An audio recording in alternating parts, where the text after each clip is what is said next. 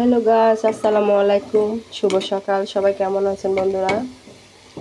আলহামদুলিল্লাহ, আমিও ভালো আছি। আজকে রান্না করব দেশি মুরগি। আমি প্রথমে পেঁয়াজটা বেরেস্তা করে নিয়েছি। এর মধ্যে আমি অল্প দেশি মুরগি ছিল, সেটা মশলা দিয়ে মেখে রেখে দিয়েছিলাম। এখন এটার মধ্যে দিয়ে দিচ্ছি।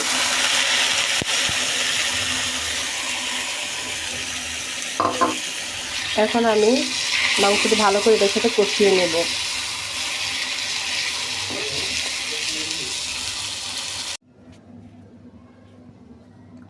বন্ধুরা, আমার মুরগি মাংসটি রান্না হয়ে গিয়েছে। আপনারা তো জানেন আমি খুব ঝাল খাই, আরও জ্বরের মুখে ঝাল ঝাল ভাল লাগে। এই আমার রান্নাটি হয়ে গিয়েছে।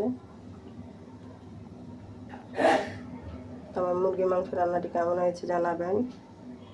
সবাই সুস্থ থাকবেন, নিরাপদে থাকবেন। আল্লাহ হাফেজ।